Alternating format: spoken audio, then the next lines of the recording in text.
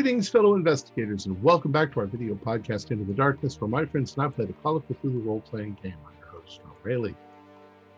The campaign is Spawn of Azathoth. It was written by Doc Herber, and our game master is John Hook. This is episode 11.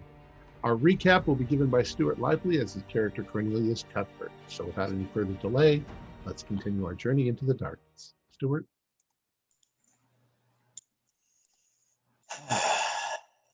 We departed. The banker, the historian, the mystic, the scientist, and the librarian, along with our guide, Barnabas. Our journey was simply to take us from Ulthar northward along the road we came in on to the castle of the Sacred Fount. On elephants, no less.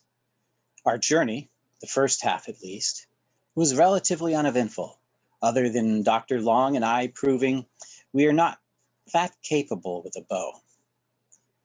We had to barter most of our few possessions away to be granted passage on the ferry crossing at Kirin. The river behind us, we proceeded to enter the dreaded jungle of Kled, en route to the castle of the Sacred Fount. Not far in, we were attacked by a huge tree-like creature. And in fighting it off, Zeno and Myron both took a nasty fall to the floor of the jungle. Both recovered. We carried on, even more vigilant than before. As the sky darkened, we again were attacked by huge bat-like creatures this time. We barely escaped, fighting them off as well. All of us injured one way or the other. We were still well enough to continue on the journey. Through the parting trees of the jungle, we finally see the giant, gleaming ivory tower of the castle of the Sacred Fount. What awaits us there, we do not know. Very good. Yes. So your caravan has arrived at this castle of the Sacred Fount. It's said it's a castle of ivory, but it looks like it's a very white marble. This building, it looks like it's seen better days. You are before what you believe is the front entrance. There is a series of 12 columns with like a latticed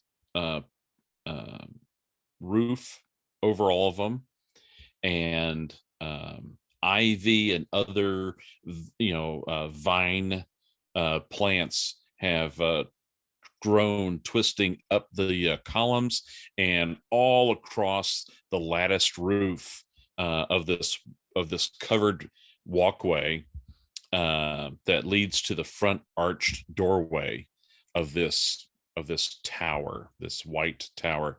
The tower also has ivy, stretching up its sides, and the building just looks like a filthy gray here at ground level, and it transitions into a more clean white up at the top. And the tower is easily 40 feet high.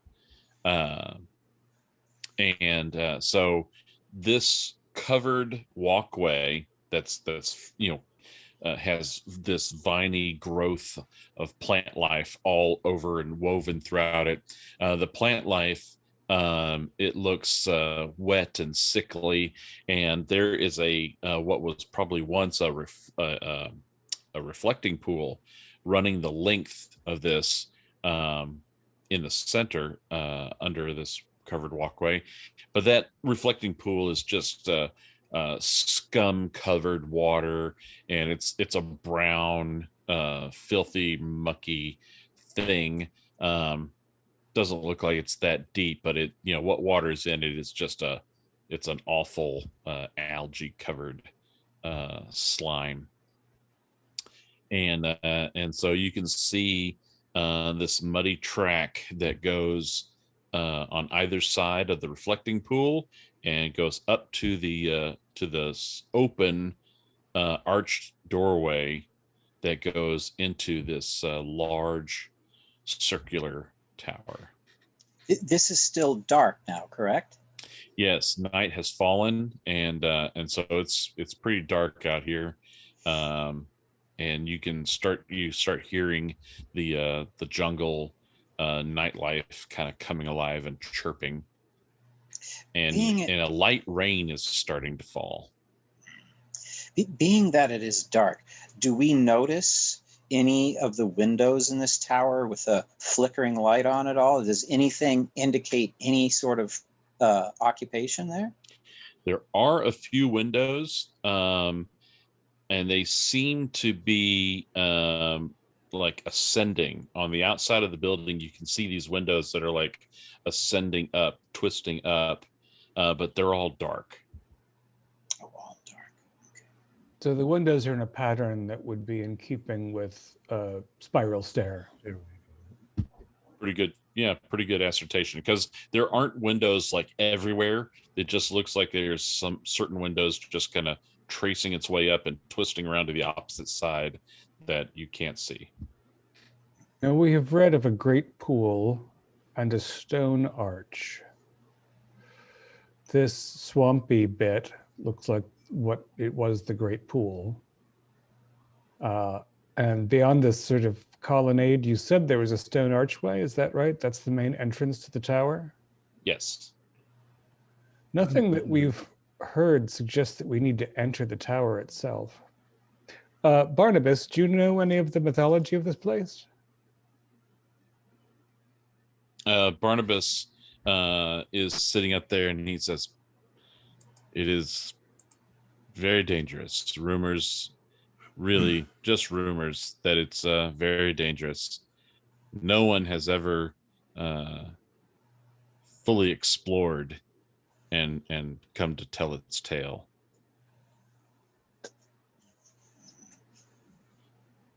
Personally, I'm wondering, considering the creatures that have attacked us, both tree and bat, that we would probably be safer camping inside that building there, the tower.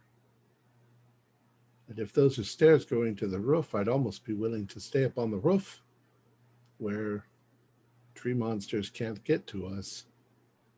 We could explore tomorrow. Yeah, a good idea. At least Always inside. sleep in the elephants. Barnabas, you don't plan to leave the elephants, I'm assuming.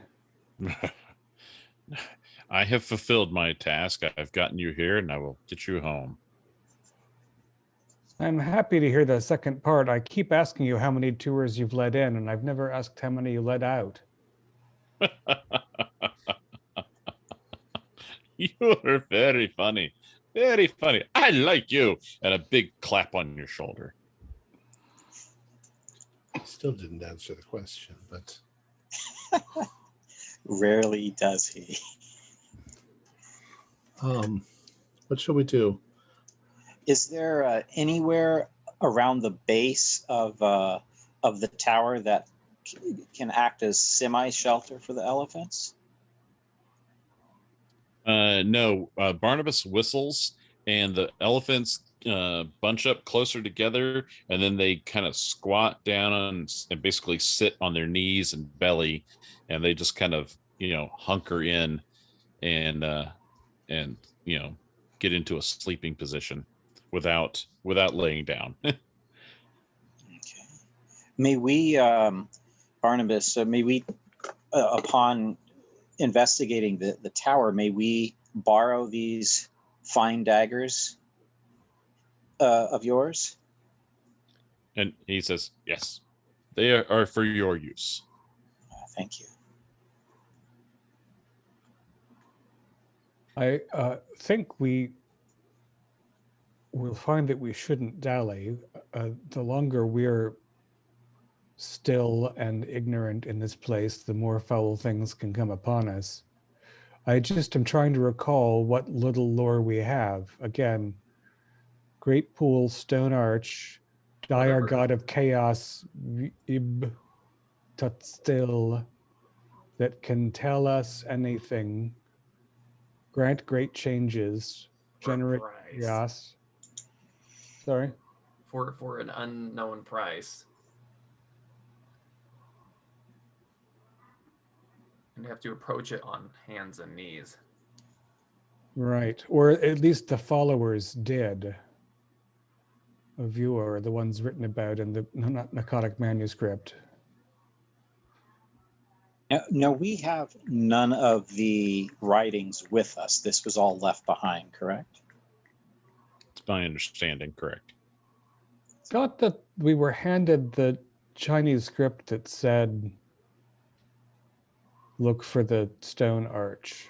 You could have a translation, Oh, but that's you don't right. have any text with you.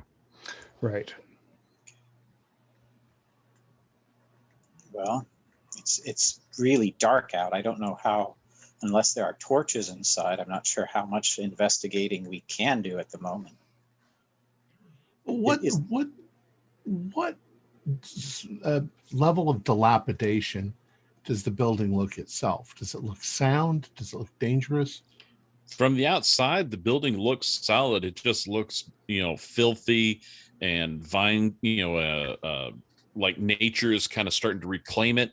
But it's still, from the outside, still looks pretty solid. Okay. So the tower itself looks like it's intact. It's not crumbling or... Okay. No. There's probably a roof inside that at least covers... You said it was raining lightly? Yes. Yeah. We can get out of the rain. I don't know if we're supposed to go in on our hands and knees, though. That's not really clear, is it? If you approach the pool. But the pool's right there, unless there's some other pool. Maybe there's another pool. Looking around the base of the tower, I'm guessing it's clearly the only pool, or is there a lot of visual obstructions around the base? There's a jungle around you. There's a little bit of a clearing here in front, but there's jungle all around. So hard to know if there's any other pools. Yeah, there's got to be refuse and fallen leaves and stuff everywhere, right? It's not like somebody's been sweeping this area. No. Yeah, so it won't take long to have leaves fall and then decompose, creating a light dirt layer. It seems like this might have been a place that was once a major religious center, but no longer is. Well, So Barnabas has said that all of Kled is in decay. Yeah. Just as a reminder, I thought I would just quickly reshare these just to refresh your mind. This is something that you saw that had been translated and everything for you from the narcotic manuscript out of the Temple of the Elder God when you went visiting there. Okay. Before journeying to the place of Ibn Still, the priests of the Ivory Blade must be prepared for the great mystic reversal their God can bring to those who face it. They meet at that great pool that fronts the palace. Thence, groveling on hand and knee, they approach their terrible God. And that's on that page of the narcotic manuscript was the note in Chinese that said, look for the stone arch. The great mystic reversal. Yeah. What the hell does that mean? Yeah. It's, I would think that that's exactly the kind of language you are more comfortable with than some of us. It sounds like a bunch of hoopy. I would really not like to find out. And then did it mean that after you cross the arch, you have to get on your hands and knees? My impression from looking at that is that after the pool, hands and knees to the stone arch. This is a strange word. This is also something you remember from the Shathak-Aquadonin. See, deep within perfumed Kled, where life turns to death, he of the green-cloaked horrors, he who waits in the glade, he who turns and watches, he who sees and knows all, waits for the time of coming, The stars fall, the beast bred of stone rampages, and a time of great change comes. The watcher in the glade knows the time and place of the coming. So the Watcher in the Glade doesn't sound like it's in a palace. Sounds like it's in the forest, in a glade. Well, the stars fall. I wonder if that has any referencing to the star. Yes. Which is equally as perplexing how we're supposed to stop a. Did it also sound like there was a beast made of stone that watches in the glade? That will rampage. I think That there's a will separate. rampage? There are two separate entities, or three, I suppose, if we're counting Nemesis as the star. There's the Watcher of the Glade, some kind of thing made of stone that will rampage and bring about change, and then a star that will fall. Mystics would just say what they mean. That's why we have scientists and bankers. Don't get me wrong, science is extremely helpful. I move that we move cautiously around the pool, perhaps a couple of us on each side. On our hands and knees, maybe? I'm prepared to go upright, at least around the pool and to that colonnade of stone. Yeah. Barnabas, do you have any torches or lanterns? Oh, I'm sure I can find something here for you. Just give me a moment. And he starts rummaging through the howdah, and then goes to the other elephant and starts rummaging through that howdah. And then he comes back clanging, arms loaded with 3 lanterns. He says, let's get these lit. And it's not oil lanterns. They are candles contained in a lantern housing. Thank you. Oh, one last sip of your great tea. This crane tea is the absolute best, Barnabas. Thank you. Only the best for my customers.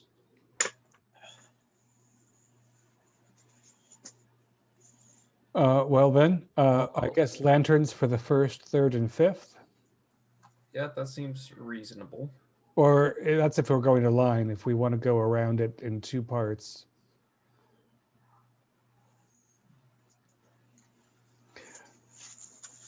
Barnabas, you know this place is dangerous, but you can't describe any specific danger, just that no one returns. Is that correct? Yes, the jungles of Kled are filled with many, many dangers, too numerous to name. Can name a couple. You can start a list. You are very funny. Yes, you are very funny. Fellows, any last thoughts before we head into the gloom? Just to be extremely cautious. I hope these lights don't attract anything else. Something else. If we're walking into the presence of some sort of god in a place like this, we don't even know what we're dealing with. Best not to look at it directly is my guess. Keep your eyes humble. Maybe like through a mirror or a reflection. Well, or keep your eyes down. And if you start to see something that you shouldn't see, avert your gaze. I keep thinking of Medusa. Maybe that's what the reflection pool was for. Perhaps. So that one could look without looking directly. Well, I want to get out of here as soon as possible. Right. Yeah. So I'll start heading down. Yeah. We'll go carefully. I'd like to take up a stick as we approach the pool and see if I can clear some of the murk from the top of it. Okay. Yeah, you're able to pull and drag some of the algae and muck and just slime that's covered on this skim of water, and you pull it, and there's dead leaves and stuff in it. You're able to clear it enough, and you're able to strike bottom on this pool pretty quickly. And by your assertions, there's probably 2 inches of water in this pool, and it's all pretty dark and filthy. Even if you get the slime and stuff out of it, just the sediment that's in there, stirs it up, and the water is just brown. Do we notice anything moving in it? You don't see anything moving in it, except maybe some lizards that scurry, and maybe a couple of frogs. Well, that's actually a good sign. Yeah, living things is not a bad sign unless they attack. Should we go around in a line, or should we split apart? We should stick together.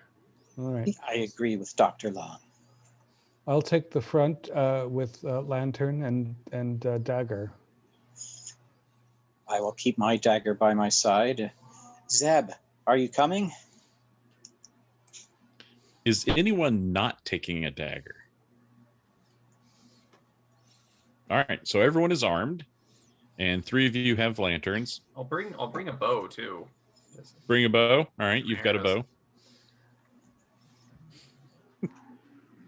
Cornelius, you're the best. He has a candle-shaped lantern. Oh, yeah, lantern. Lit. Sorry. Just let him grab his lantern real fast. Sorry. No, I love it. I love the candle. Awesome. All right, so you guys, it's a muddy, the ground is soft as you're walking, under the canopied columns, the canopy really being provided by the foliage that's grown up on it. And as you get to the archway and you transition inside, the floor is stone, and the floor is just utterly filthy because there's no door on this archway. And so wind and just, earth and stuff over the years have kind of blown in and whatnot. And so, when you go through the archway, you're in a square room that is probably about 20 foot square. So fairly good sized room. And, about half of the floor is, got about couple inches worth of dirt and filth that's just kind of blown in through this open doorway. This 20-foot square room, it has 2 other exits, not counting the one that you just came in from the outside. There is an archway, again, no doors. There's an archway directly opposite of you, and we'll just call it, for arbitrariness, we'll call it the north wall. So you came in from the south. There's a door, an opening on the north, and it's a hallway that leads further north. And then on the east wall, right up against the wall of the tower, is an open archway. And right there, you can see immediately there's a set of stairs, hugging the wall, spiraling up the edge. And you can even see, because the windows, and they're almost like those really skinny, almost like Archer windows, but they're not the Archer windows, but they're super skinny windows. You can almost see one of them about 15 feet up the stairwell, and then it's every 15 feet up as the stairs continue to spiral. So yeah, you've got those 2 exits. One is a stairway, and one goes to a hallway that goes north. Anything on the western wall? That's exactly what I was going to say. No, and the room is stone blocks, constructed stone blocks. It's a 12-foot high ceiling. It's a flat ceiling, and there's no adornments on any of the walls. So there's nothing painted on the walls, and there's nothing mounted to the walls. You guys do see dim yellow light down the north hallway. So there's something lit down there. That hallway. Hmm. Do we smell anything or hear anything? Give me a listen roll. Anybody may do that if they so desire. I got a 99. I hear music. Ooh, a 40. That's a standard pass. Oh no, that's standard pass. I was going to say, if that was a hard success, what is your listen, right? Yeah, I was looking at my library, not my list. But it's 25 still is a regular success for me. Okay. I have a regular also. Okay. So those of you who were successful, while it is very faint, you almost didn't catch it. You think you might hear someone very faintly going, "Ah, ah," just a little bit Where is it coming from? from the northern From hallway. the north. Upstairs. You Or hear maybe that? somebody else here. yeah, sounds like from the north hallway. Well, if there's light, there's something. I mean, it could be a bright fungus, and who knows in this mad place. It seems almost impossible for us to approach this archway ahead on hand and knee with the filth on the stone. It must And be we are talking not about. the people of the ivory blade. That might be a rule that's specific to their order, but we might also be violating some law of this place. It doesn't seem to me that this is a temple. So maybe we still have something to find. If it's a temple, then maybe that's what it's talking about. This just looks like a This is definitely the entry entry. hall. Maybe you have to enter the temple on hand and knee, not. Right. That would make more sense for a religious. But I mean, maybe you have to approach the temple on hand and knee. Well, I thought they said they approached the pool on hand and knee. That's where I am. I thought it That's was why I think they were, approach because the it says god. what the pool before the tower. Pool So before the far, tower, just- thence the stone arch on hand and knee. Somehow I'm just not sure that filthy thing outside is the sacred font. Well, the thing is, look how old this place is. It's dilapidated and abandoned. That could have been a clean pool of water at some point. I'm sure it was. So full of muck. I could don't also see any just of the be- pools unless there's one down that hallway. I don't much feel like getting on my hands and knees in this crap, and I No. can't carry a dagger and a lantern doing so. I don't intend So to. if no one thinks we're going to be beheaded by an angry god, then I'm just going to walk forward like an American. Oh, ye gods, we apologize if we've made a mistake. Frederick, you and I are going to have a long talk if we wake up tomorrow. Yeah, just a little bit. All right, onward. Let's just go through the stone arch in the northern end, because that's where somebody's in pain and there's a light. Any objections? No, but I just thought of another word in that thing that we read. Look for the stone arch. Why would we have to look for a stone arch in this building? Unless it was another stone arch, something hidden. I mean, every doorway is a stone arch. Well, do we know that the one ahead and on the east are stone? The whole building was stone. The whole building is made of stone. Yeah, everything in here is made of stone. Yeah, I think you've got an idea there, Doc. There could be a stone arch at the bottom of that pond, for example. Right. But in the meantime, I'm worried about I heard a moan. Yeah, Yes, someone could be in trouble. We should Let's see if we can help. just proceed cautiously. So you guys head northward.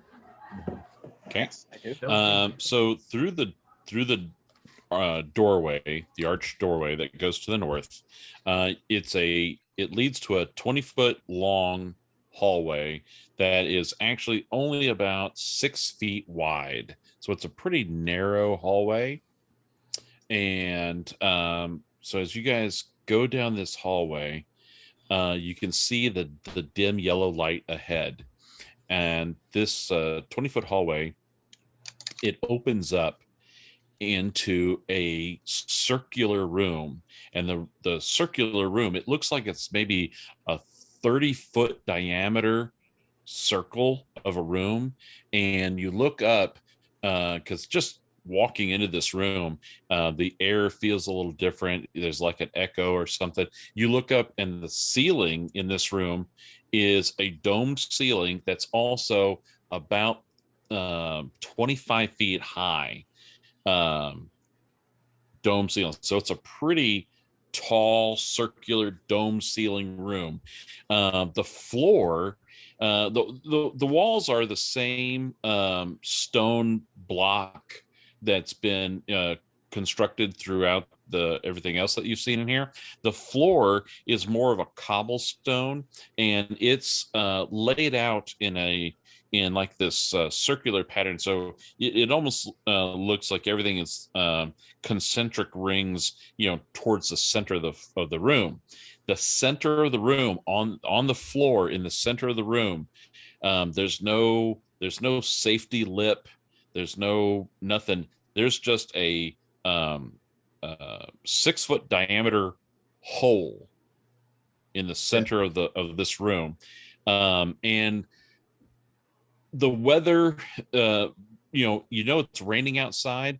It must be kind of leaking through here, because the dome ceiling in here, there's little bits of water dripping down the walls, and so the floor is a little bit slick, but you can see, and it's not great, but there are small rivulets of tiny little patterns of lines of water that are moving from the walls down across the floor, in between some of these cobblestone bricks, and cascading down into the hole in the center of this room.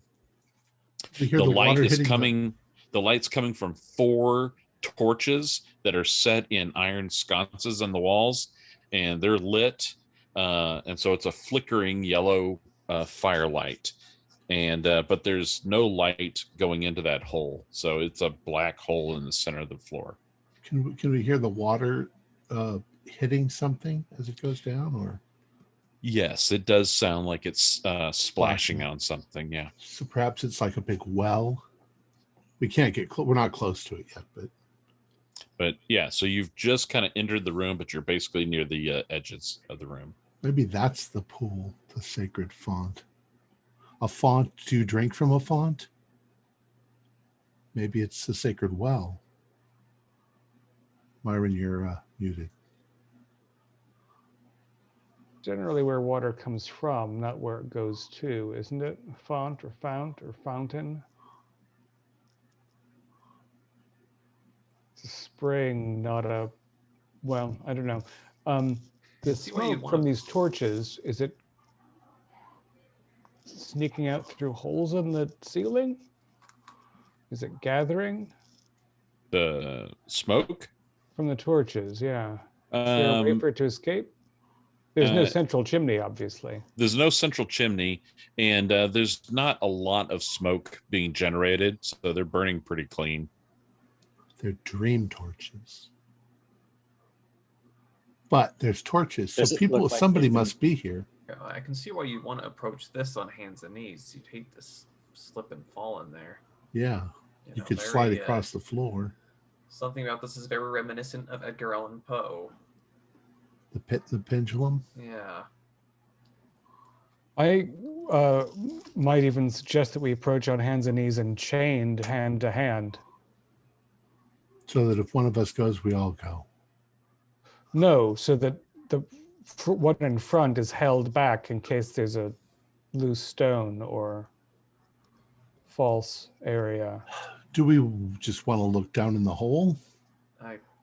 Is that where that's where the sound is coming from, right? It's not constant. So you suspect it's probably because there's no other exits. There are no doorways or anything in this circular chamber other than the hole in the But floor. with the dome ceiling, it's echoing the sound around. So it's got to be coming from the hole. Well, I'll kind of say out. Hello, is there anybody down there? You wait a little bit, and there's no reply, no response. Do we have any rope or anything like that with us? I didn't bring any from the elephants. I would be can't say willing we to. asked for it. I'd be willing to scoot forward and take a look over the edge, but I'd like you to tie a rope around my leg or my Well, waist. that's why I'm saying we should hold hand to hand and crawl hand and knee. I can run out to Barnabas and see. I'm sure he has rope. I mean, whoever goes, whoever creeps up to the edge. I mean, if two of us grab each leg, If something grabs fall me in. and pulls me in, I don't want it to pull you in as well. If we have a rope, you could just let go of the rope, well, we could just let go of you as well. I guess. I'm running out to Barnabas and the Yeah. elephants. It's like and just to literally see- 2 minutes out to get some rope. Yeah, I'm sure he has rope. I can lay on my stomach and scoot forward. It's going to get my blue suit disgustingly dirty. But Yep. it's Barnabas- just a dream suit. Barnabas is smoking a pipe, and he comes back and goes, "Oh, all right." And so he goes rummaging around. He comes back and he tosses you 50 feet of rope. Whoa, thank you. So just tie this around my waist and I will lay on my stomach and scoot forward. Hopefully I won't slip. All right. I'll yell. I'll tell you if I'm slipping. Despite the optical illusion, the floor is still fairly level, and so you approach on the floor up to the edge, and you feel pretty safe. You peer over the edge. You get a little bit of visibility down, but you can't see all the way down. So it goes down into darkness. But you can see that the hole, again, 6 foot in diameter, and it's a brick constructed. Give me a spot hidden. 14. That's that is 2 points from an extreme. I'll spend the luck if that does me any better. It will not. The extreme is not necessary. Okay. So with your successful roll, you're looking and you actually notice, this is a brick constructed hole. Some of the bricks are not flush with the wall. There's actually several that are not flush with the wall, and it looks to you like they're engineered to be finger toe holds for controlled descent. There's a way to climb down here. It looks like it might be a little slippery and a little dangerous.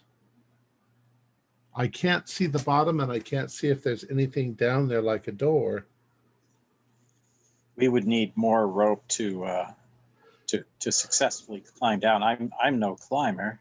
Are any of you adept at such? Might I suggest that we search the rest of this building before we try anything as dangerous as this? Yes, we should go up. If go we up have the a tower. stairwell up and a stairwell down, and the stairwell up is lit and stairs, and the stairwell down is in a well, yeah. We don't know the depth of it. Exactly.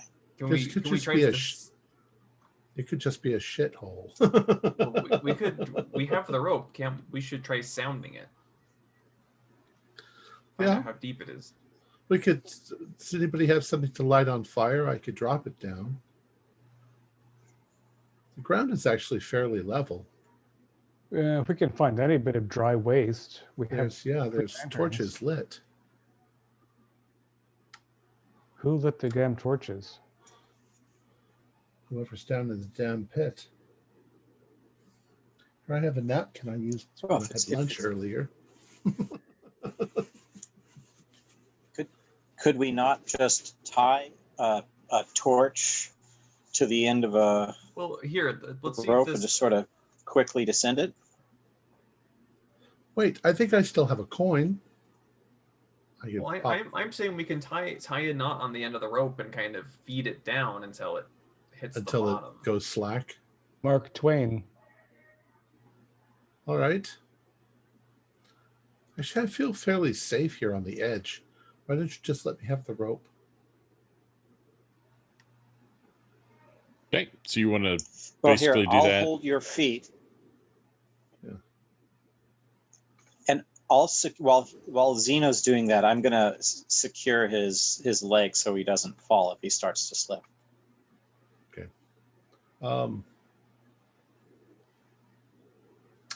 I am going to. Oh, I don't have my jewelry with me. Sorry. Let's try to keep wearing this, and I shouldn't.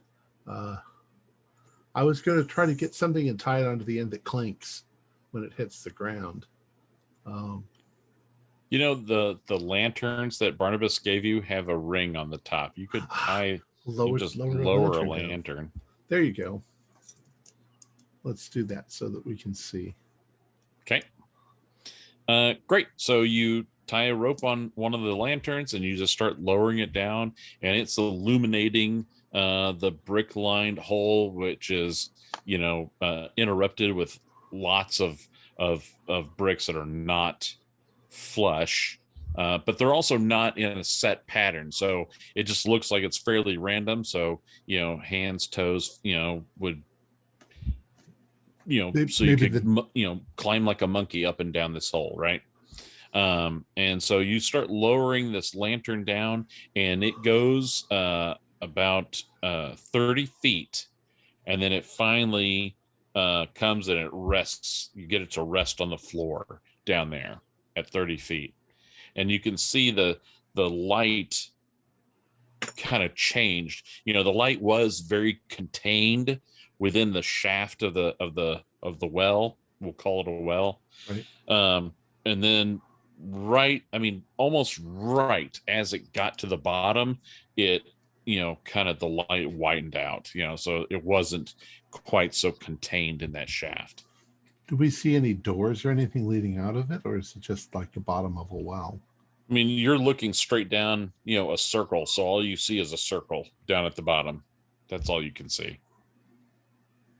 But instead of seeing the narrow circle that's 6 feet wide, you're seeing the light disappear into the darkness. So you can tell that where the lantern is sitting on the floor, there is not walls right up on it like it was in the shaft. So it widens out, but it might only widen out another 2 feet as far as you can tell from your perspective, right? Well, the lantern did not go out in water. Correct. It landed on stone floor. I mean, there's maybe a puddle down there, So the water's got to be going somewhere.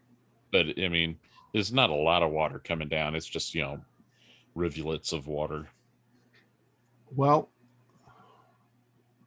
I still say we look around the rest of the building before we decide to go down this hole. But the hole obviously looks like it's made so that you can go up and down it, albeit with a little difficulty. What do you say? I wanted to get a look at what's in the tower first. Yes, that makes sense. Yeah, and we still are interpreting the idea of a stone arch, so we might as well. And we can come right back to this. So, yes. Let's go all the way back to the stairs going up. There wasn't anything else, right, on the way? Yeah, well, let's reel the lantern back up. Right. It might just be a well that seasonally fills up with water, and as the tide comes in or whatever. In the jungle. There's still tide forces. In a dream world. For a dead temple. Well, if there was once people living here, they had to get their water from somewhere. I don't know. I just don't know. Could be an underwater lake, perhaps, or Okay. an underwater reservoir. Maybe when it really pours down rain, this whole thing fills up with water. Who knows? All right, let's go back. Okay. So you pull the lantern back up and you head back to that front entry chamber, and you start heading up the stairs. And it's a pretty narrow, like the hallway. It's only 6 feet wide, and you're just kind of, you know, I mean, you get a little bit of vertigo as you're going up these stairs. So everyone, starts just kind of hugging the wall, the outer wall, and you're working your way up. And about every 15 feet, there's one of those narrow windows, and you can see outside. And you keep going. Oh, there's the outside. You keep going. You keep going, and you spiral up, and eventually you can feel the cool air coming towards you, that you must be near the top, and you crest and you get out onto the roof. And the roof does have battlement walls around, and so at the lowest point it's at about waist high, but at the highest point it is probably about 6 feet high. So if you're under 6 feet tall, you could stand right up against that battlement and be protected. But the cloud cover is starting to clear out, so the rain is starting to thin out and lessen. And you see this large fat moon hanging in the sky, super low. It almost looks like it's sitting on the forest from this strange angle, but it helps really to illuminate the forest below, so you've got a pretty good view, in 360 degrees. Is there anything on the floor, like carvings or anything intricate on this roof floor? No, it's stone block, stoneworks, the construction. It's all white, and it does have a much better cleanliness of white up here than it did down at the ground floor. It's not also domed. It's a flat tower top between parapets. Yes, flat tower top. Barnabas and the elephants are still there? Yes, they're down there. Everyone can give me spot hiddens. 98. 01. Oh, you ruined my 11. All right, well, remember to tick your skills. And Frederick, actually, I house rule, if you roll an 01 for a skill, give it some other special indication. Maybe it's a double tick or some way to indicate that that skill was achieved with an 01. Because when it comes time to improve skills, I'm going to give you an option. But with your 01, you look out to, basically, we'll call it the north.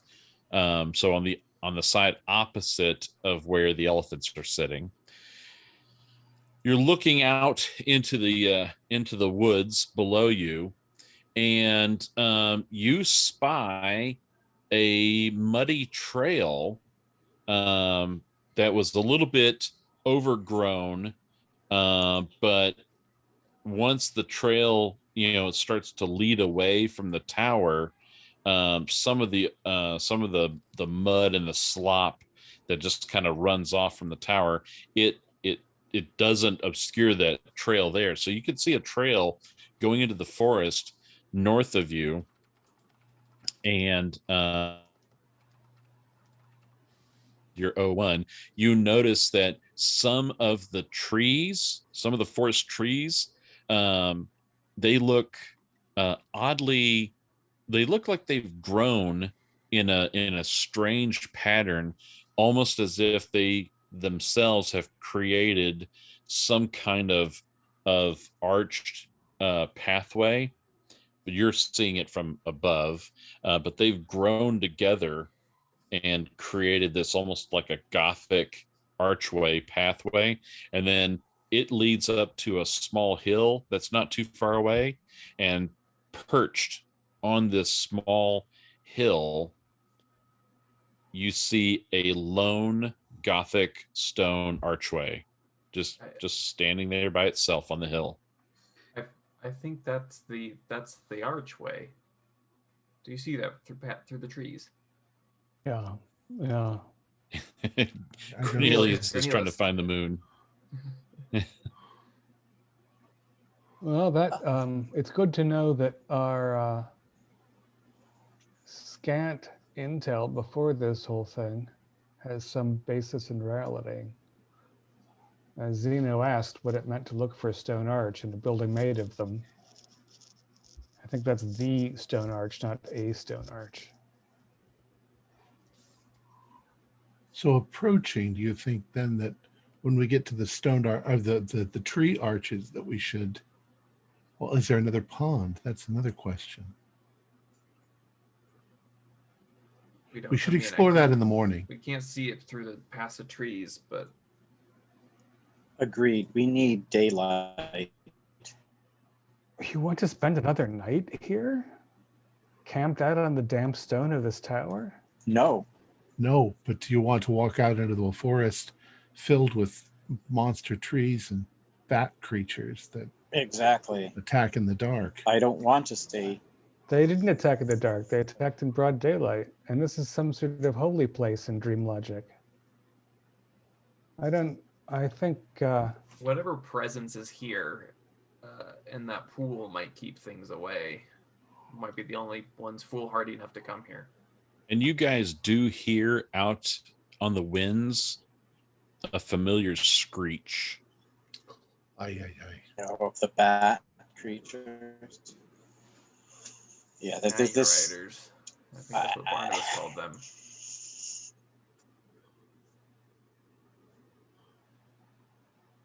Well, we didn't see the other. Yeah, I don't really want to stay overnight, but I'm very fearful. Well, before we leave to head towards there anyway, we should find out what's at the bottom of that well. Agreed.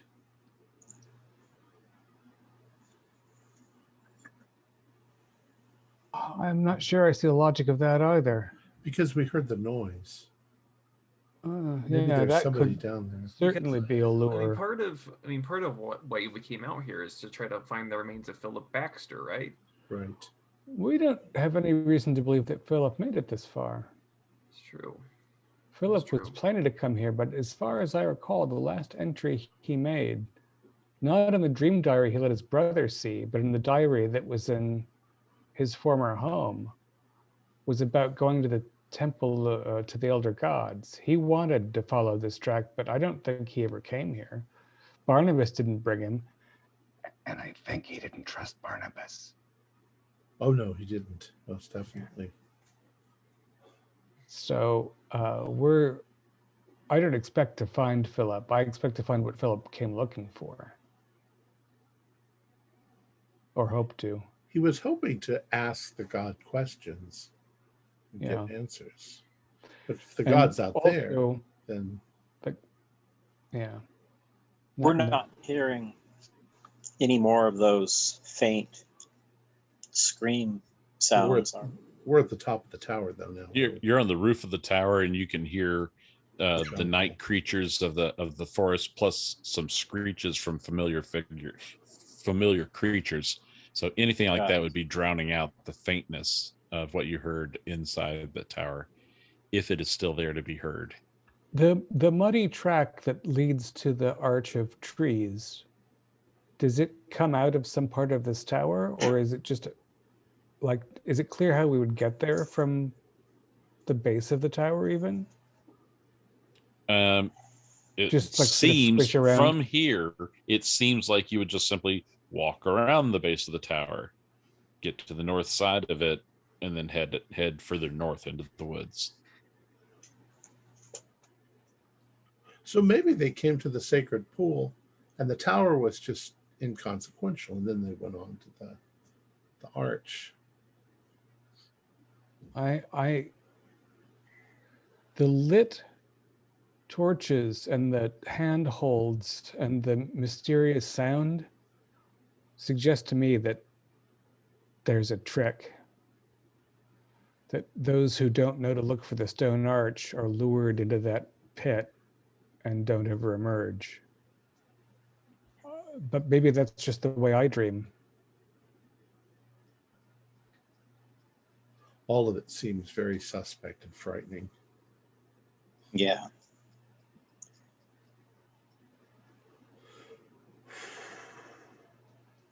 Well, if we do decide to go out at night, we should do it together. However, I'm for one staying here. Well, I don't feel tired yet because it's just turned night. But I feel dangerous. I feel like I'd like to wait to go up the hill because of the darkness. So we could explore the pit while we're here.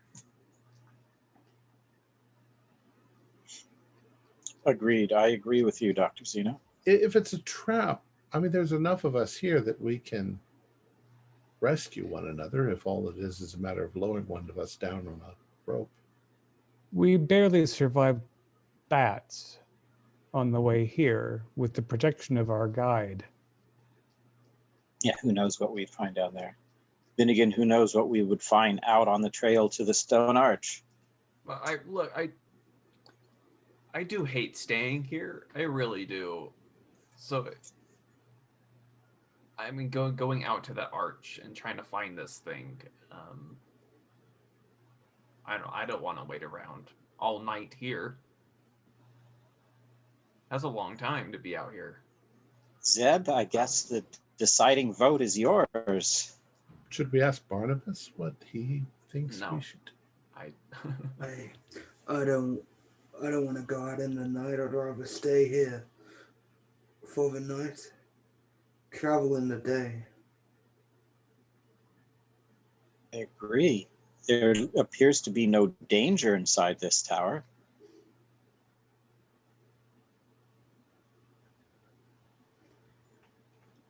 But I'm not going down that hole. I'll go with whatever anybody else wants to do.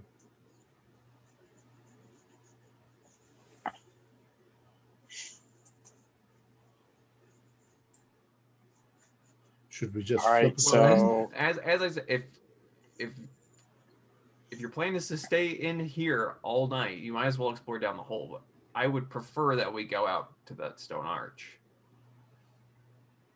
That's what I want to do. I want to. Well, go we to need to Stone Arch. go armed in some manner in case if we get a swarm of those bats, we're done for.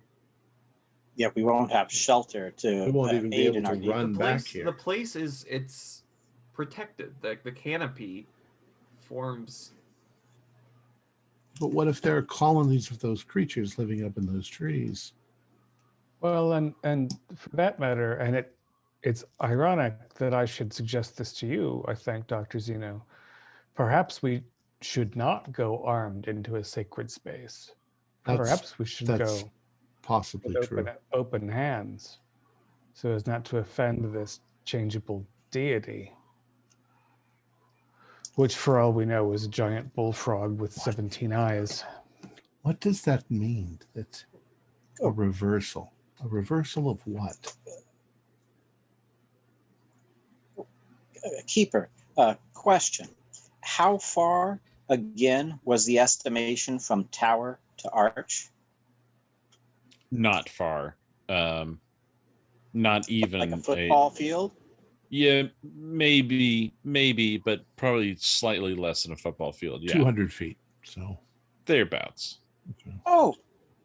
Oh, let's Not so go far, then. then. Oh, let's go. I thought this was like, that's not far. Let's go. Yeah, I thought we had to We climb can a do hill this. up a mile. Yeah. I'd sure like to know what that the reversal thing sounded very strange. Reversal of what? Well, we keep hearing similar but different words to describe this god or monster. Change, chaos, reversal, all of these. Should we approach backwards? Well, we're prepared for the great reversal. I don't know in what sense. Yeah. We are a blind congregation following no priest. I had an idea. What if it means exactly what we thought it meant in the beginning? What if this is the fountain of youth? What if the great reversal is our age? It reverses our age. Or it reverses our life into death. Is that really reversal, though? That's ultimately where we're all going anyway. Unless you bring somebody dead there, maybe then it brings them back to life. Oh, great Scott, gentlemen. Who's he? Oh, Scott Edmondson, the explorer. I admire him greatly. No, there was something that Father Julian did that Philip was very ashamed of and made him want to even sever contact between Julian and his daughter Cynthia. But we never learned what it was. But of course, it was Julian who discovered the Book of Ibon, in which the mechanism for generating this draft comes. Is it something that was Philip coming here because Julian wanted to come here or tried to come here to reverse? Oh, I felt as if I were on the brink of an understanding, as one often does in dreams. Reverse whatever such a shameful act was, this event. Perhaps. But I don't know how that would affect us or how we could help Philip with it. Well, I suppose we will eventually find out. But I mean, if this thing really answers any and all, if it could answer any question, we can learn what Philip wanted from it. It would know such a thing. And it could tell us how to stop a star. Hopefully. Well, let's hope that we please it enough that it's willing to answer our questions. I wish I hadn't given them all of my tobacco. Gods are not genies. They don't grant Yeah, wishes. I mean, if the ferrymen are asking for your most prized possession, I tremble at what a god might ask for. I didn't mean as an offering. I just meant I could use something to soothe my nerves. Dr. Frederick, do you know I think that you are the most valuable person that I know? Oh, that's...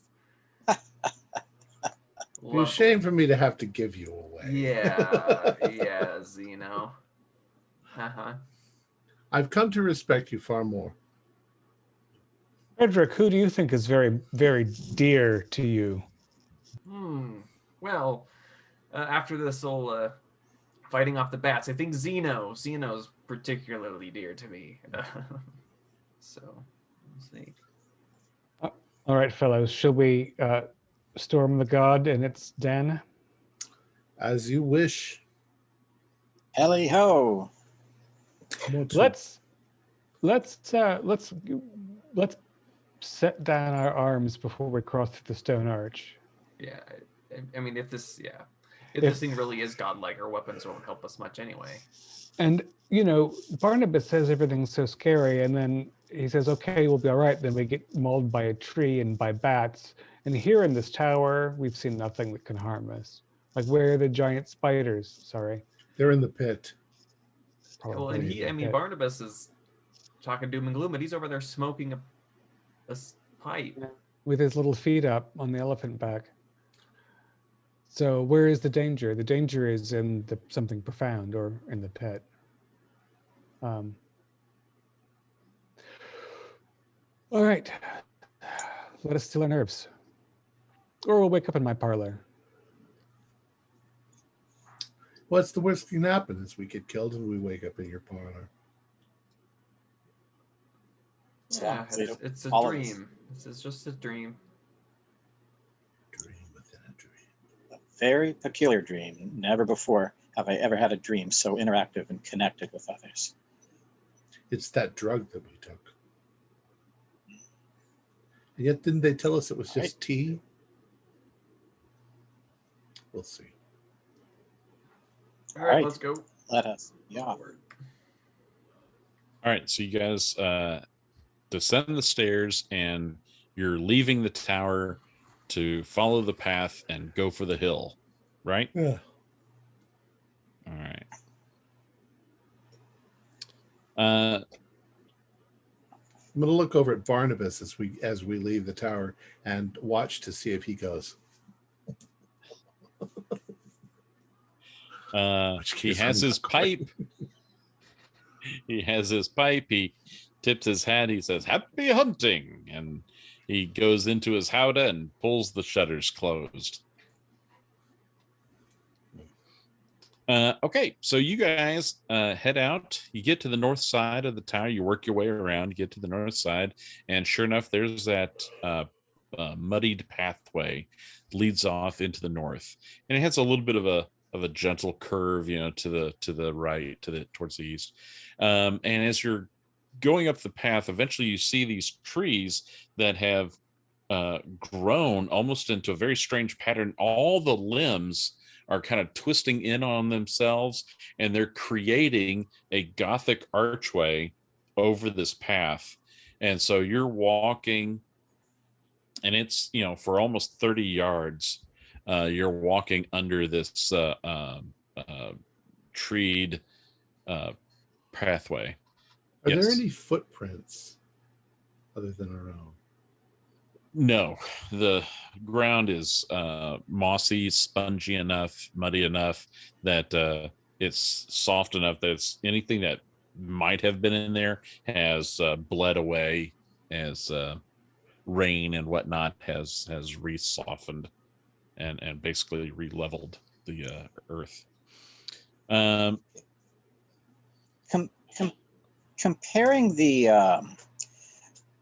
our up-close experience with the tree-like creature that attacked earlier, we saw that very, very close up. Does that look like these trees that we're walking under, or is it definitely different looking? Definitely different looking. These trees are also of a different variety than what you've seen anywhere else. This is almost like a birch, and you haven't not encountered a birch tree in this type of jungle. Where it's, a birch is more in like a northern forest, that's, wooded, but doesn't have a jungle canopy. This is a strange,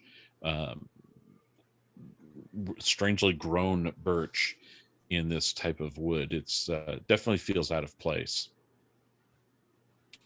And so the covered pathway leads all the way to the base of this low hill, and so the hill, it's very much a stony kind of hill that has almost like mossy ground cover on it, and you start working your way up this stony hill, and then right on the crest of it is this freestanding Gothic stone archway. And as you're approaching, it's very cold. There's a cold breeze coming through the archway. Wish I had my blue velvet cloak. I'd like to set down my lantern and dagger and proceed prostrate. Okay. The archway is difficult to see through. The air in it almost has that heat wave effect, where it's warping and being kind of wiggly, and so it makes it difficult to see anything with any clarity through this archway. I'll do what Myron does. Yeah, likewise. I'm going to let Myra go a little ahead of me. Myron, are you going on hand and knee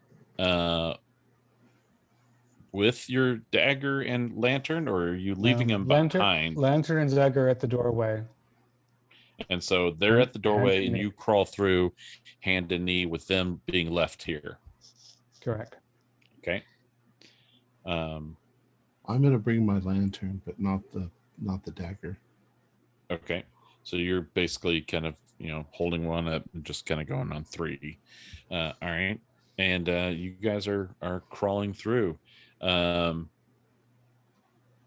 Is everyone intending to crawl through or walk through or not go through? Well, I'll watch him go. I'll stay.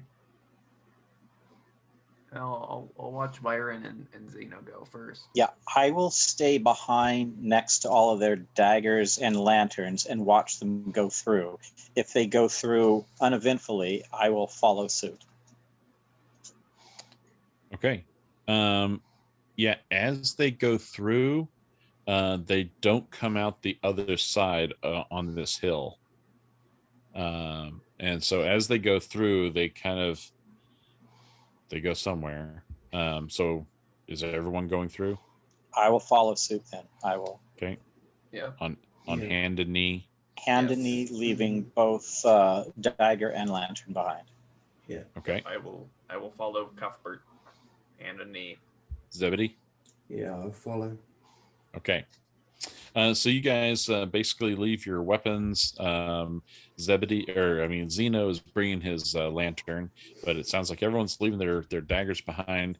You go crawling through, and you feel a little bit of, maybe a little bit of nausea, and everyone will lose 2 magic points.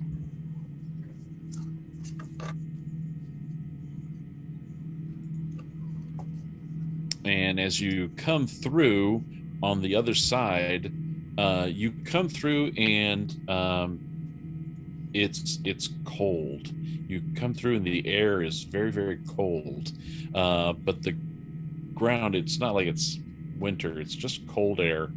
And you come out and you're near the edge of a very large pool of water. Yes. No, I just went, aha, there's our pool. There is a pool of water, and it looks like it's a lake, a small pond. And there seems to be someone or something floating on the water. Seems to be sitting right on top of the water, and that person or someone is slowly turning on the water, and they're starting to rotate, and then you can see that it's a bipedal creature of some sort. I'm looking down at the ground. Okay, is anyone raising their eyes and looking up at this? I'll look at it. Okay. I'm looking down. I'm looking up. Up. Okay. If you are looking up, you see this thing kind of basically seated, its wings kind of tucked under it, its tail coiled around its base, and it's quite flabby and jiggly as it starts to turn its head. And if anyone is looking, I need you to make a SAN roll. 50 is a pass. Fantastic. If you have a successful SAN roll, roll 1d6. This is where I reach up and I grab Frederick's head and I bury it in the ground. Success is 1d6. That is a... Success is 1d6. Did anybody fail their SAN roll? I lost. Myron. Oh no, Myron. How much was your loss? I lost 2. Oh, you're fantastic. Myron, you failed your SAN roll. and you are on you're mute. muted.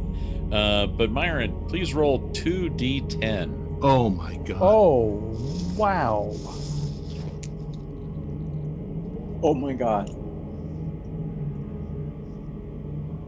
18. Oh, Myron. Is that a fifth? Is that a indefinite Oh, insanity territory? I only had 48. Oh, I suppose you have to. Yeah, you have more than 90 sand for that not to. Of course, if his intelligence, hopefully his intelligence will fail. Yes, let's have an idea roll, if you would, please. I'm pretty smart. He's gonna go, those are boobs. Yeah, that's a hard success on my intelligence. Oh boy. Yes, things are being put into place. Yeah, this is quite frightening for you. So much for math. I was doing such a good job helping you guys, and now my brain is broken into several pieces. You are broken. That is true. So let's start with a bout of madness before we. I've never seen an 18 sanity loss in years and years of play. You've never seen an 18-breasted bat creature. That's a god that is in a dream. Yeah. Okay. Why don't we? Yeah, let's randomize. Why don't you roll me a d10, please? They've been so good to me. 4.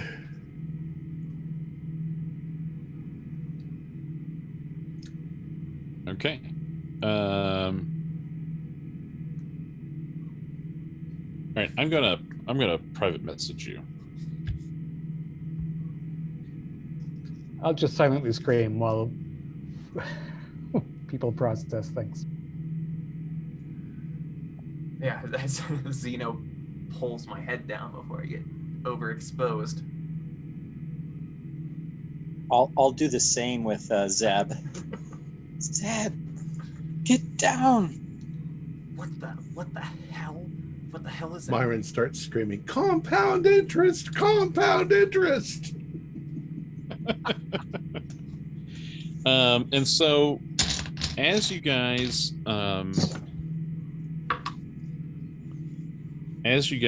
are here, was there anybody else that needed to do anything with sanity rolls?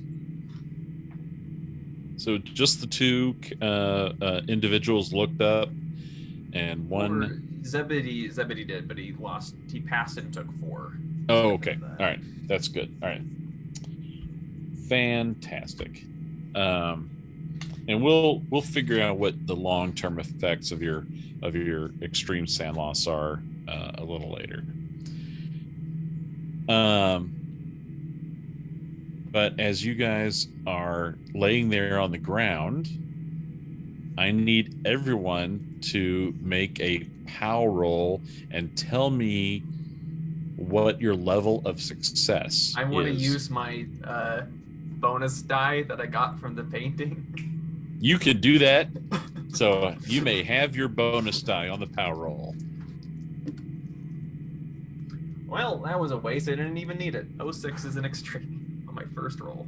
I got an 09, which is an extreme. Nice. Okay. I failed. Failed. Cornelius? May I spend luck on my power? You absolutely may. Okay, so I have currently a regular success, and I'm going to spend 4 power to make it a hard success. Okay.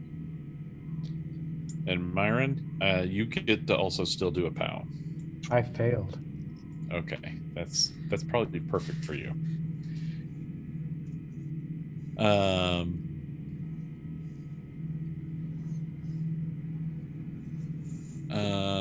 Yes, and I see the note there, Dr. Zeno. Okay. So for the individuals who had the extreme success on your POW roll, you hear a alien voice echo through your mind as it asks, what has brought you before? And for this alien voice echoing through your mind, each of you please give me a SAN roll. 55, that's a pass. 62 is a fail. If you passed the mental telepathy SAN roll, lose a D4. If you failed, lose the D10. Ooh. 1 point. I'm keeping my brain 1 intact. point. Oh dear. That was with the extreme success on power. Anybody else without an extreme success, you're just laying there facing the dirt. So how do you respond, Frederick, Dr. Long? How do you respond? I respond. I come before you because this was the path a friend of mine wanted to take but couldn't.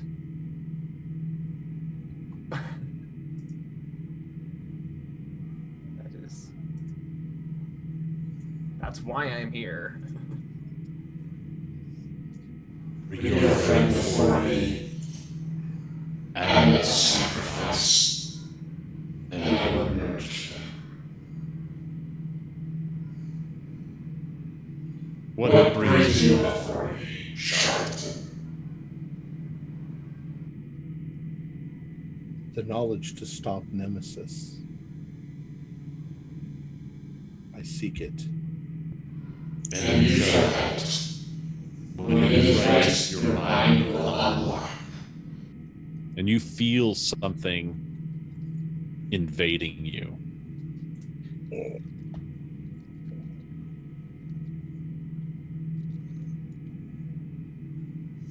Thank you. Oh, I don't know what it looks like, so. Oh, great one. Myron, what's going on?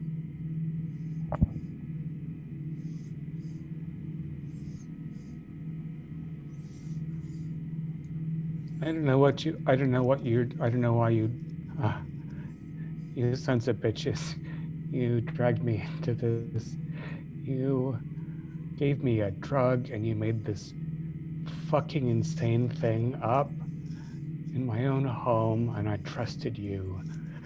And you're fucking lucky, you bastards, that I set that dagger down. If it is a dagger, if you didn't give me a goddamn ruler and a flashlight, if I had my arms, I would throttle you bastards. If I had my arms. I'm stronger than this. I'm gonna wake up from this, and you're gonna pay for this. Every damned one of you is gonna pay for this.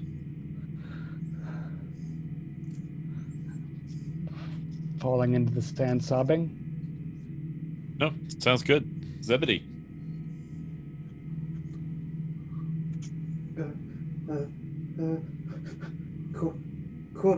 Cornelius, help, Blue, they're coming for me, Cornelius, they're coming. Zebedee's beginning to spasm and go into convulsions.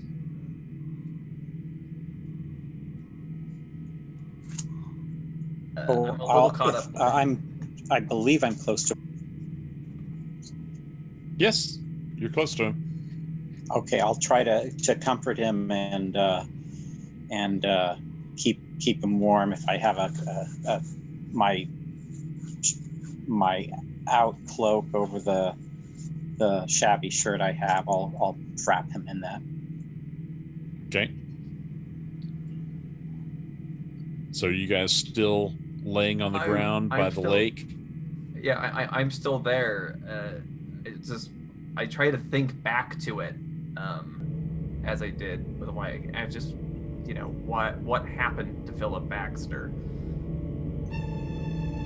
The creature on the lake, it suddenly launches into the air, and then it comes back down, and it's a huge thing, and it comes down, and it almost just like belly flops on this lake, and as it does, it creates this ripple of water, and it just cascades out, and this ripple of water, it's like a tidal wave, and you guys are just helpless to it as it comes and crashes into the five of you and sweeps you out, and all of you are ejected through the portal that you had come through, and you find yourselves thrown through the portal, and now you're back in the jungle of Kled, and all of you are now tumbling down that stony hill, that moss-covered stony hill. As you roll back down, everyone take a D3 in damage.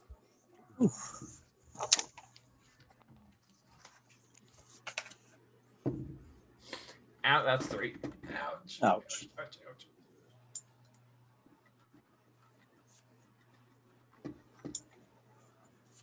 That hurt. Oh.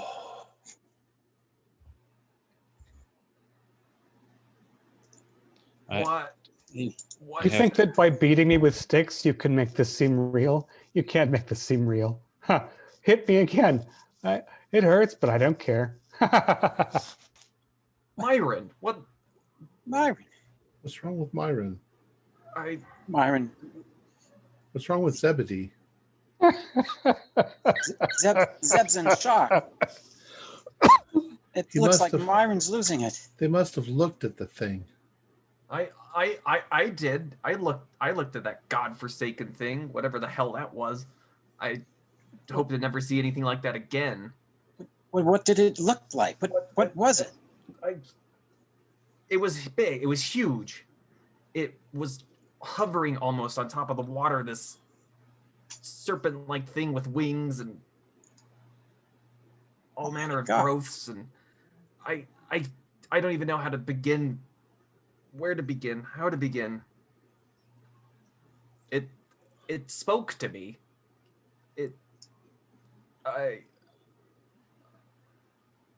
Did it answer your question? It said to bring Philip Baxter there with a sacrifice to merge the two. You can stop pretending I'm not fooled anymore. I can tell it's not you. I can see the edges. What are you talking about? You're just wearing Frederick's face. I don't know what you are. I don't know what you gave me, but you're not Frederick. You're just wearing Frederick's face. He's wearing Zeno's face. Poor Zeno. All of you. If I had hands, I'd tear them off and see what's underneath. I can't reach you. Does he have hands? Yes. When I wake up, I'll see what's under that leather face you wear, you monster. My God, we need to get Myron somewhere safe. He's coming apart. We need to find a way now to wake up. Did anybody else ask it anything? I did. I know how to destroy Nemesis. Don't touch me. You.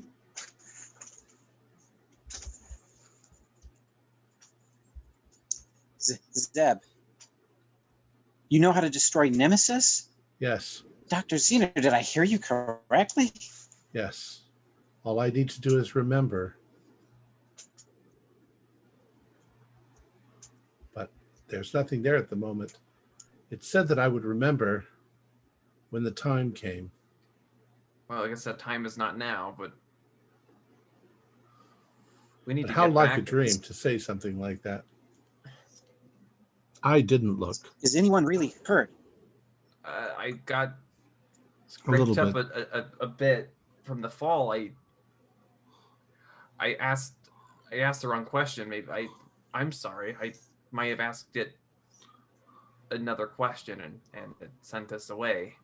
we now should ask the most important question of all. What did the little guy Barnabas want? Is Well, everything going to change now when we get back over there? Let's go find out. We need to get back to that staircase so that we can get out of here.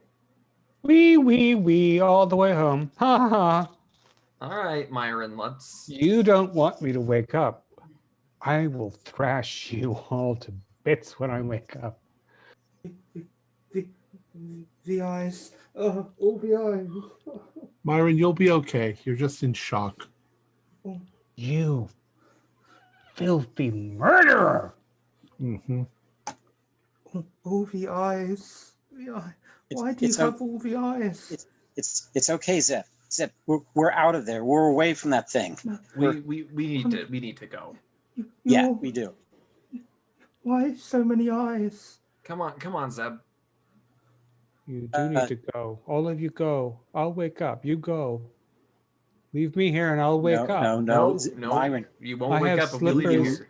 I have slippers on and there are coals in the grate. I will have a brandy. I will find the murdered bodies of my friends and the fiends that wore their faces, and I will kill them. Myron, if I put $100 in your bank at 2% interest, what do I get in 6 months? I'm trying to get his mind on things that... If the train leaves Chicago at 5 p.m. It has to be bank-related shit. Bank-related. Right. Okay. If I need to take out a loan, hopefully try to snap him back to reality. So you guys have tumbled and you're laying on the ground. You've sat up or standing at the base of that stony hill, and the stone archway. The portal is just black in between. The inside of the portal is just black. I will grab a dagger and a lantern that I left behind if it's still there. All of that stuff washed down the hill. The lanterns have gone out. Okay. They've been snuffed. Let's get back to camp. It's just right over there. Let's go. Come on, Zebedee. Come on, Myron. Yeah, we need to make sure Myron comes with us, though. He doesn't seem too cooperative right now. Hands off me! Just ask him math questions. Unhand me. I thought you were unhanded. Was Myron walking with us if we don't grab him? Maybe. Myron is he can stand, but you guys notice that his arms are just dangling at his sides. And so he's like shimming his shoulders around, and his arms are just kind of flipping and flopping like lifeless limbs. We have to get him. We can't leave him here. Yeah, we have to bring him. If he's not walking with us willingly, I try to drag him. That's what I'm saying. I'll help you, Dr. Long. I'll go on the other side of Myron and say... Maybe if you pull him by his hands and arms, he'll think that you don't have a hold of him. I've also forgotten something quite crucial. I would like everyone who lost sanity from this encounter, I want you to gain as much Cthulhu. I'm house running this. This is my game. I want you to gain as much Cthulhu mythos as you lost in sanity, please.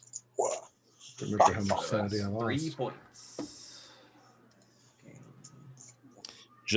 Just because it involved a god.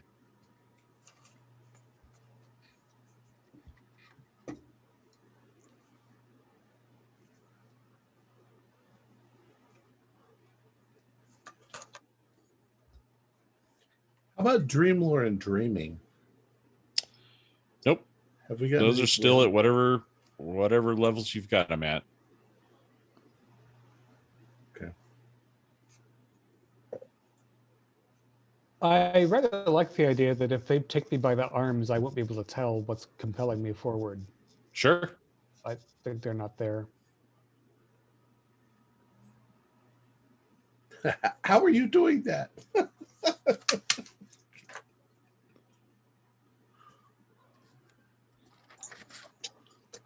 So you guys gather, and Zebedee, Cornelius, you probably have to help guide Zebedee as well.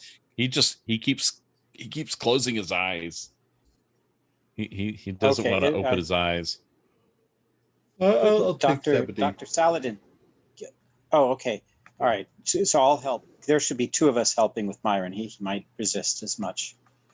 It's more. okay, Zebedee. Yeah, everything will be okay soon. So you guys return to the elephants, and Barnabas is there, and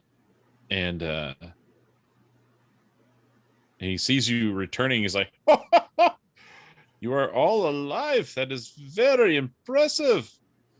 Very good. Oh, welcome home. Welcome home." That's just it. We want to go home now. Are we done here? Is that the ringleader? Is that the one who arranged all this? Myron is suffering a bit from his experience. Just That's his Zebedee. give him a little time. He'll become his good, wonderful self soon. I believe we are Well, done here. Yeah, I'd like to leave this horrible place as soon as we can. I'm a very important man, and I'll find out who you are. You'll hang for this. You're very important, Myron. Yes, you are. Take off his face. We won't be doing that. Disservice right to a now, good man.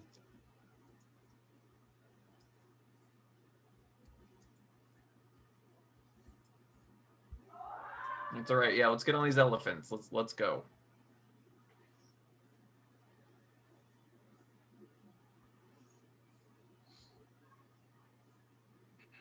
Yes. All right. Let us pack these animals. Hold on. Let's get everyone aboard. Okay. We'll have to hoist Myron up with a rope. He's not gonna be able to use the ladder. Barnabas says it is very late. It would be very dangerous for the elephants to move at night. Plus, they need their rest. Well, then first thing in the morning, yeah. We will sleep here and move out in the morning. All right. We might have to. Unfortunately, secure we're gonna have to Myron. secure Myron and Zebedee. We can't have them wandering off. Hopefully, they'll snap out of it at some point, but let's tie up Myron by the. Did you hear that? It sounds like there's some painful moaning coming faintly from the tower.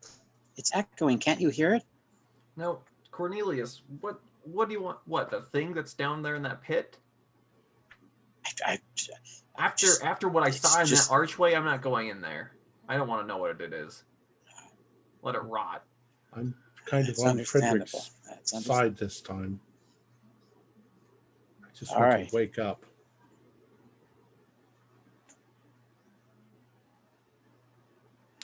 All right.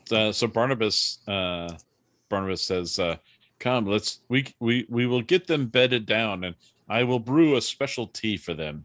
It will help them sleep."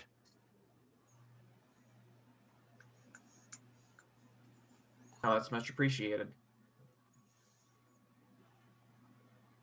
I still don't trust this guy. He's going to pull something. We still haven't paid him yet, whatever that is. He wants my fortune. You all do.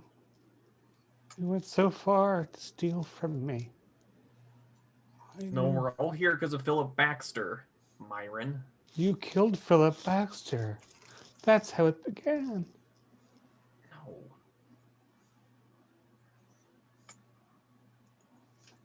All right. So you guys get Zebedee and Myron tied and secured to a bunk, each to their own bunk. Barnabas brewed a warm tea for them that they drink, and soon they fall into a deep sleep. They seem quite restful and peaceful in their sleep. Oh, thank goodness. Poor Myron. I hope he snaps out of it in his slumber. Barnabas suggests that everyone turn in and get some rest, and that they will begin the march out of the jungle in the morning. It must have been that thing. Did you see Myron look at it too? I didn't see anything else beyond that thing. Good Cornelius, God. you don't understand. Dear They Lord. must have looked. They must have looked. You're lucky you're not suffering from some bizarre delusion. No, I mean, I saw it and it wormed its way into my head, but I feel fine. It wormed its way into my head too. Only I But you can't said you see didn't it. look, though, Zeno. I didn't look, but something's there. Something in the back of my mind that wants to get out. I think it's the answer to what we need to do about Nemesis. We don't even know what Nemesis is. If that's not here, if that's in the waking world, we need to get to that observatory in Montana. I mean, we have to look at the sky. We only got the one answer. They said they discovered some new body. I thought it was this planet, but maybe it was something else. We have to see what they found out there in Montana. I think that's where we go next. Indeed. After we get Myron and Zebedee sorted out, if they don't. Yeah. If upon waking we do find Myron tries to kill us all. God. All right, I'm gonna try to sleep. Does everyone turn in? Yeah, but probably not very. Probably pretty restlessly. Okay. I'll I've keep got my a dagger. bow handy. Yo, did we find some of the daggers at the bottom of the hill? Yeah, you found everything. Yeah, you found everything. It all washed down to the same spot. Got it. So I'll keep a dagger handy and kind of stay up a little longer, watching over everyone. Okay. Cornelius, you're staying up and you're doing your best, but you kind of keep doing that, that chin nod, right? Just kind of, and kind of startling yourself awake. And at one point, you're sitting there and you're just kind of blinking,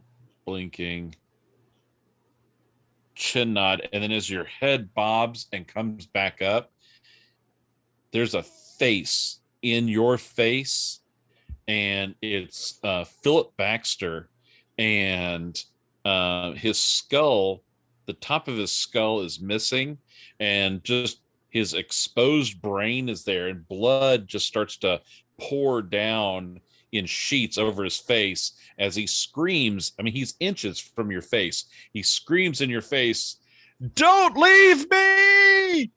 And then you kind of startle and wake up. Give me a sand roll, please. Cornelius, what is it? Oh, fail. Fail? Baxter. Roll a d4. Fail. Phil Baxter was there. His head was...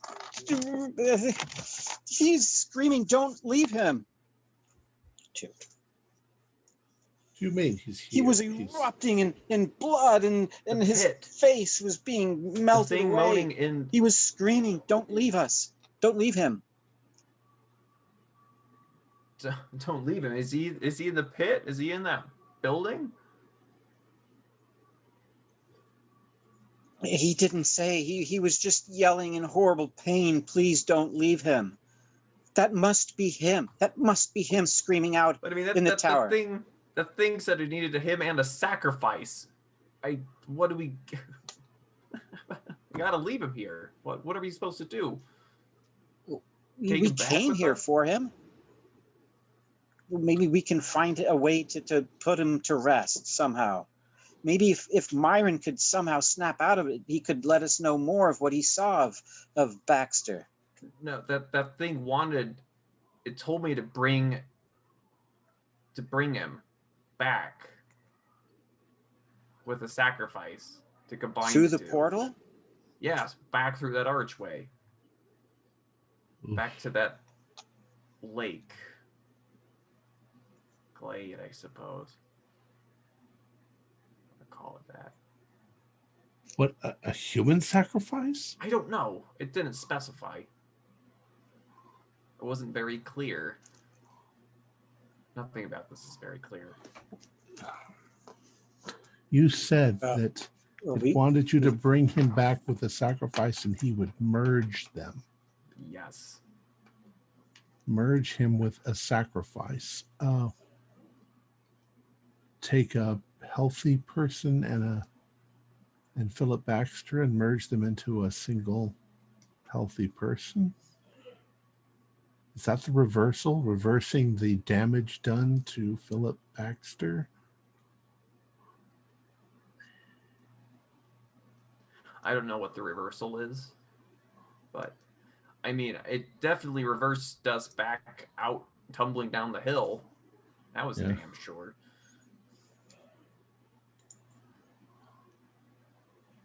I don't know. Well, perhaps my second question angered it. I didn't God, realize I want to leave this place so badly. I didn't realize it was a second question. Philip Baxter is begging us not to leave him behind. We came here for him. What are we supposed to do? What time is it? What time of the night is it? Can we tell? Dark. Night. It's the dark time. I mean, look, if we bring it back and he ascends the stairs and we gotta all wake up, what happens to him?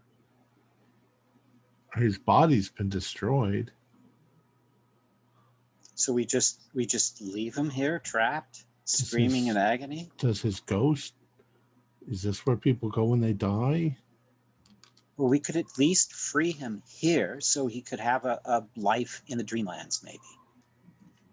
He doesn't deserve to be tortured in anguish and in pain and suffering. Well, whatever did that to him might do that to us.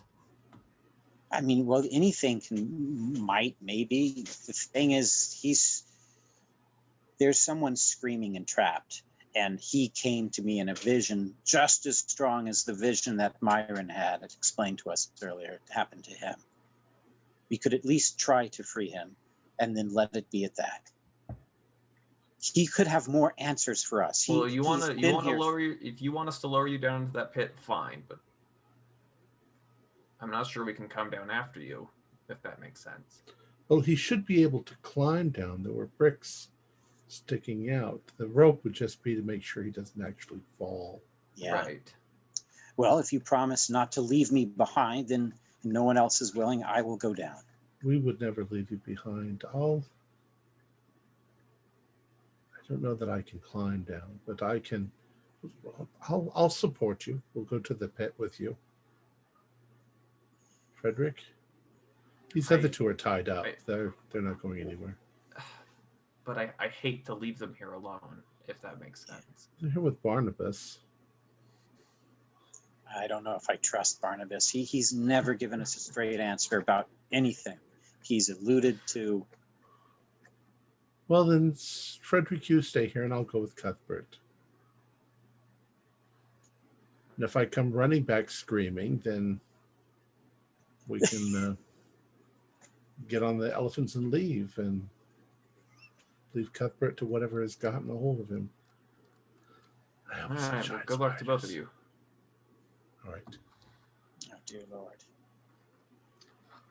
Cornelius. Well, so as we're walking with Cornelius, and we've got our 50-foot rope, what are we hoping to find? You said that he looked like a ghost with no head or no cranium? I didn't see if his whole body was there. All I saw was his face right in front of me. And as his head was erupting in blood and gore and ripping away, he was begging to please don't leave him behind. And what sort of sacrifice? If we apples? We could give him some apples. Bananas. I mean, some gods are very happy with fresh fruit. If it's not too difficult to rescue him here in the Dreamland, then we could at least let him free in this Dreamland, and he could live here. Let's hope that's what it is, but we must be very careful. So I will secure the rope so that you don't fall. And all right. We've got 2 lanterns. I've got one and he's got one. Okay. So Frederick stays with the Howdah, in the Howdah with Zebedee and Myron and Barnabas. And Cornelius and Dr. Saladin go back into the tower, back into the circular room. You can secure one end of the rope to one of the wall sconces that's holding a torch if you'd like. Okay. And then drop the rest of the rope down, and you can either descend with the rope or use the bricks, whatever you want to do. We'll have him go down with the rope, but I'll keep the slack out of the rope. Okay. So that, we let him down. All right. So it's tied around him as he's climbing. Right. Okay. Cornelius. Do we hear the moaning? Give me a listen roll.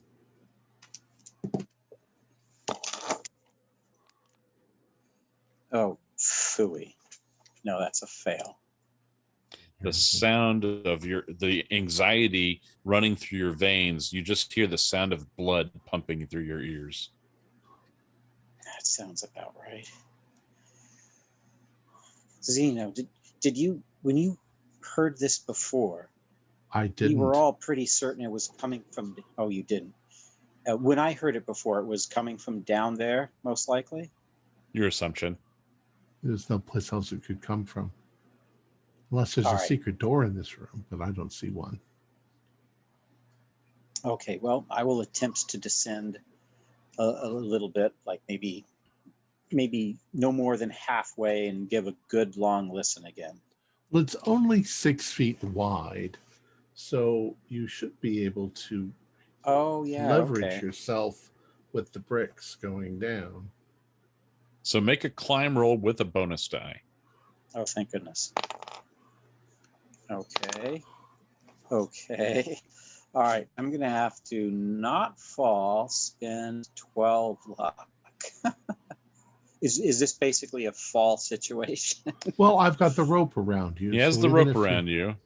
You won't fall very far. It'll just be scary for a moment. Okay, I'll go ahead and take that slight fail. Okay. Dr. Saladin, give me a strength roll. Okay. 4. Yes, yeah. Out of 50. Yeah, I got you. Like Hulk. It's because I had it wrapped around me so that Yep. Grab a hold of the bricks. So I'll do my best to stabilize myself again and give another good long listen. Okay. A good success. Okay. You think you hear a cry in pain, as well as maybe the slap of leather against flesh. That just generally doesn't sound good. Did you hear that, Saladin? I don't know. Did I hear it? Let's see. Yeah, I did hear it that time. That sounds like a whip crack.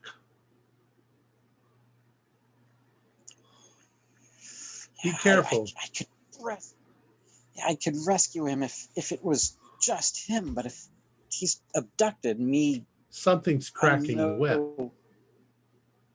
Yeah. I'll go down a little further to just the base.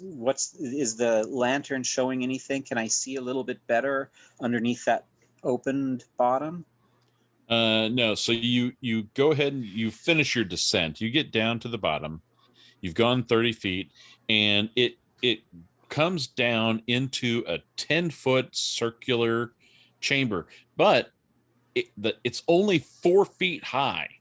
So it comes down, and so you've only got 4 feet of space, and it's a 10-foot diameter room. And to the north is an opening, and so you kind of duck walk your way over there. And then once you get to that opening, which is a corridor that runs northward, you are able to stand up. So it's like an 8-foot high ceiling, a 6-foot wide hallway. So a very narrow hallway. And it's very long. It's really long to the north. And it is lined with short wooden doors. So the doors are only 4 feet high, but they have a clearance off the ground of probably about 4 inches of clearance under the door. And also set in each one of these thick wooden doors is a small window that has 3 metal bars in it. And so as you get to the very first door, and the doors are in pairs, so left and right evenly, stretching down this hallway. And the hallway is longer than your light source allows, right? So it looks like it just goes on to darkness. And again, it's just pairs of doors on your left and right, 4-foot high doors. And when you look inside the first one, you see a really small cell. It's 4 feet high, it's 6 feet deep, and it's about 4 feet wide. So it's a really small cell, and they're all filthy in there, and practically every one of them that you're at least in these first 2 that you're looking in, you see a skeleton curled up in a twisted in a twisted shape on the ground, skeleton. So I'll listen again if that moaning, screaming sound's going on. Okay. You do hear, now that you're down here, that no roll is necessary. Where it's coming from? From somewhere out of the darkness to the north.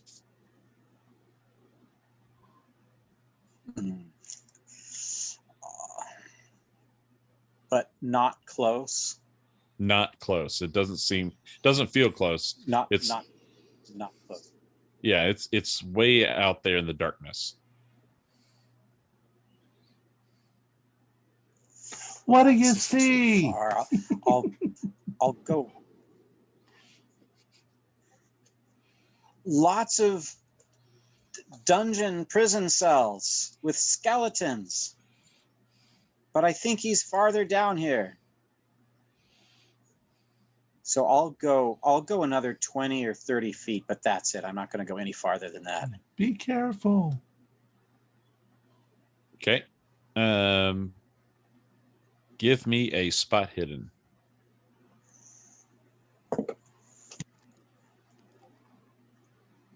Aha, that's a success.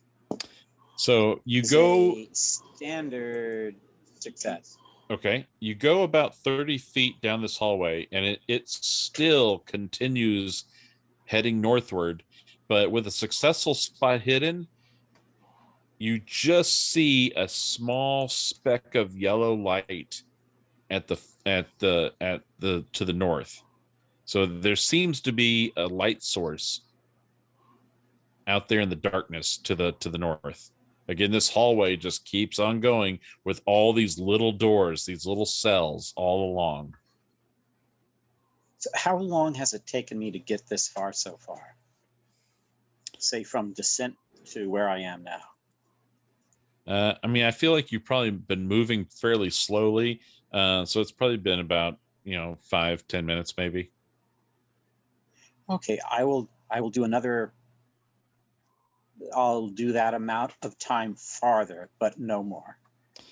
All right. So as you go I and you're can't now approaching make it another 30 feet, you now see an end of this hallway, and it ends in a door, but it's bigger than the cell doors that have been lining on the left and the right. And the door at the very end is a standard, human-sized door, and it also has a small window with 3 little bars in it, and you can see a weird green light, yellow green light, kind of dully, very dull light shining through that window. And as you're approaching, you can hear the moaning and the whipping coming from that door. Crap. So it is definite whipping. Oh, Lord. Yeah, I can't tackle this guy myself. I am no brawling hero. Well, okay, I'll peer in slightly. Okay. Can I look through the barred? You can. So you get to the door and you look through that little window, and inside you see a fairly sizable room. It's probably 20 foot by 20 foot square. And in the center of the room, there's a chain mounted to the ceiling, and a man is his wrists are shackled and hanging from that chain above his head, and he's off the ground, so he's kind of dangling in the air from his arms, and he's kind of slowly twisting, and he's just basically wearing a loincloth, and he's covered in whip marks. And as he slowly turns, you can see the back of his skull has been basically cut away. His skull cap is missing. His brain is exposed. You can see chunks of brain are missing. And as the body is turning, because he's dangling there, you see, as the body turns, you see this distorted, almost like a stroke victim type of face of Philip Baxter hanging from this chain. And there's somebody in that room with him, with a whip, and he just keeps cracking on Philip's flesh, and with every whip crack, his body kind of convulses, and a moan pours out of him as he's whipped. And that happens again. Give me another sand roll, please. Oh, dear Lord. I pass. That's a success somehow. Oh, fantastic. Lose a D3. D3, all right. Oh, great, of course. 3. And with that revelation, I think this is a perfect cliffhanger to call to a close. I want to go, do you need any help? Oh my God. Our players included Morgan Llewellyn, Stuart Lively, Josh Harwood, David Gasway, and myself, with John Hook as the Keeper of the Secrets. We have a Discord server where you can chat with our other members. You can set up private games, and you can learn the finer arts of gameplay and game mastering. There's a link below. We have